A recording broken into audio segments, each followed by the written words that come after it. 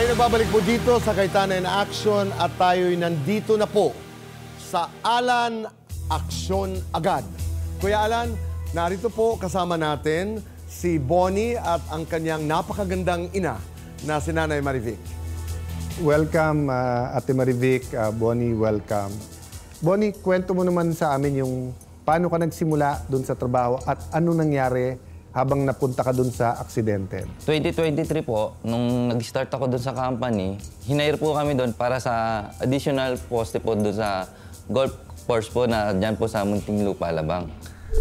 Dahil daw po si Philimbes ay nagpa-extension ng steel pole. Kasi po lumalabas daw po yung bola, nakakatama ng mga tao. Ginawa po kasi nilang manpower po.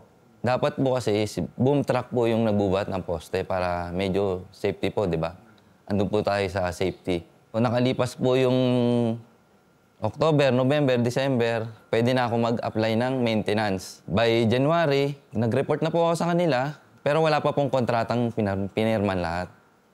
Na nakalipas ang January, February, ito pong last day ng February, doon na po nangyari yung aksidente.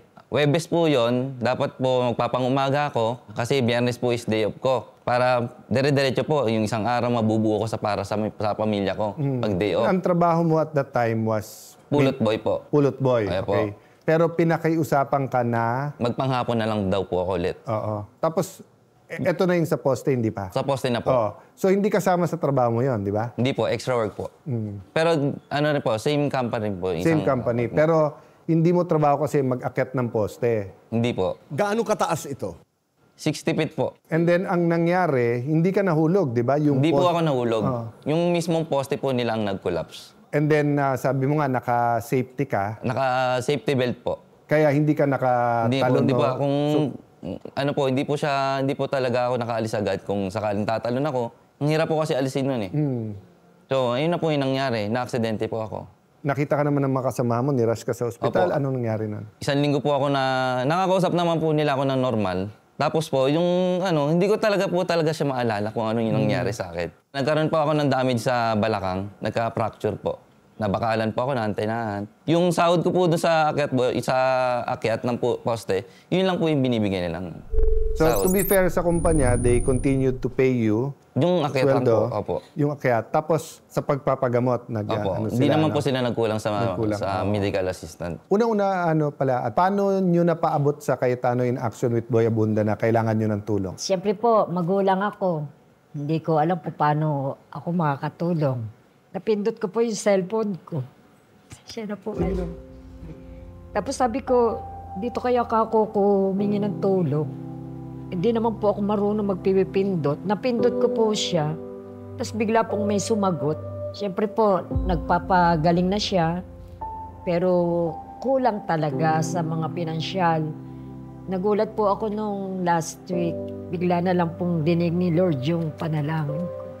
Nabigyan niyo po ako ng pansin. Ako po kasi wala po talaga akong kaalam-alam. Sa kanya lang po talaga, siya lang po talagang Malasakit talaga ng isang ina. Yes Opo. po. At ikaw naman, parang kinakaya mo na lang yung recovery mo. Ako po. Di ba po, nagpapagaling pa ako. Yung financial na binibigay nila, is kulang po talaga. Oh, halos wala nang pupunta sa iyo. Talagang sa pagpapagamot. Di po, allowance lang po. Yung totally na sinasahod ko sa kanila, hindi po nila talaga binigay. Ang dating sa akin, correct mo kung mali, parang dahil na aksidente ka dun sa extra work, hindi dito sa regular work mo, ang ibibigay ko sa yung allowance, dun sa extra work, hindi dun sa regular. Opo. So yung dapat sinasahod mo sa regular, hindi binigay? Hindi po. Oo. Tapos ilang panahon lang po yun, simula po nung nasa ospital ako, doon lang po nila ako naabutan ng pang-araw. Yung daily ko po. Na hindi rin yung 610? Hindi po. Sa akyat po yun. Sa akyat, oo.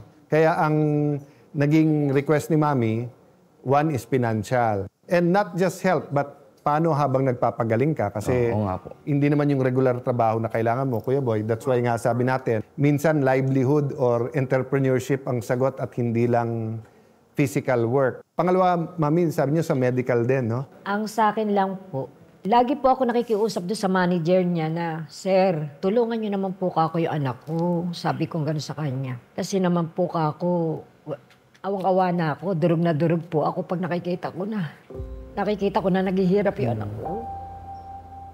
Tapos sabi po ng manager niya, hanggang doon na lang po daw sila. So, pinag-usapan na lang po namin ng kuya niya, yung anak kong panganay, na pagtulungan natin to. Yun din naman ang report sa amin ng staff na tumawag sa inyo na, Kuya Boy, na aksyonan natin kaagad yung konting financial, aksyonan natin yung medical. Pero syempre, kami ni Kuya Boy, gusto namin kayong makausap diretsyo dun sa legal.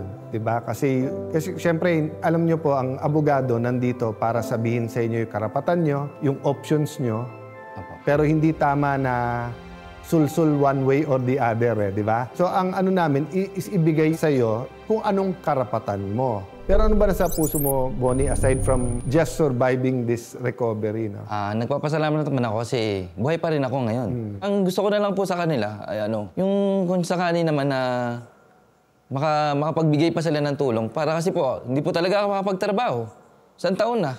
So, right after the show, reviewin natin ang mabibigay namin sa'yo advice. Bonnie, eto tulong. Eto pasalamatan mo kasi higit pa sa binigay. Pero eto, Bonnie, hindi. Sa'yo talaga to kasi karapatan mo to, di ba? Yun ang ma-advise namin and then base sa decision mo, di ba, pwede nating... Kasi kami kung tulong lang, kami na lang. Yes. Pero kailangan malaman mo rin kung anong obligasyon nila. So upuan natin yon para malaman mo yung karapatan mo. Katulad ng sinabi ko, di ba, open naman to sa both sides. Anong message mo sa laborers ngayon, Labor Day? Sa experience ko po, bilang tatay din po, kasi lahat naman po ng tatay kumakapit sa pamilya. Pero ang masabi ko, mahirap po talaga ang labis. Sa sobrang sipag. Kasi po, minsan, doon ko naranasan, sobrang sipag ko, parang, yan nangyari, parang kinalabit ako. Ito'y tanong naman dahil napapag-usapan natin, dahil itong portion na ito, ang tawag natin dito, ay Alan Aksyon Agad. Ika nga may mga bagay na naaaksyonan natin agad-agad.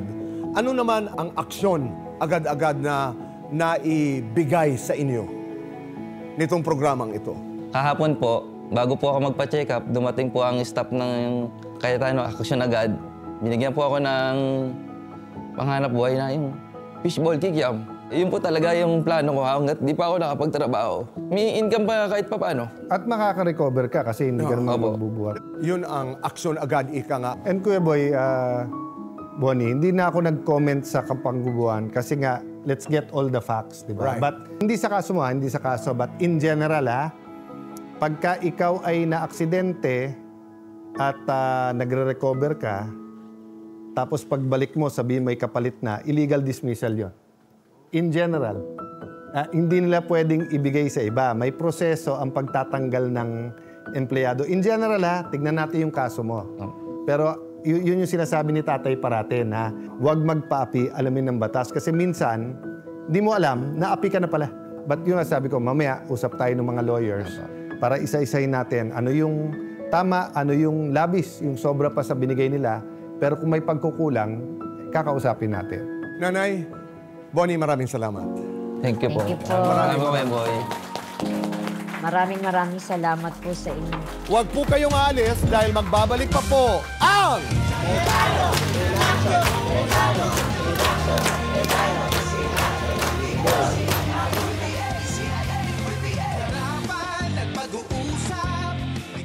Cayetano in Action with Boy Abunda would like to thank Ensaymada from La Luna Cafe. Come home to a delicious tradition. We're located at 103 ML Quezon Avenue, Hagonoy, Taguig. 7. Visit at B6, Bonifacio High Street, BGC, Taguig.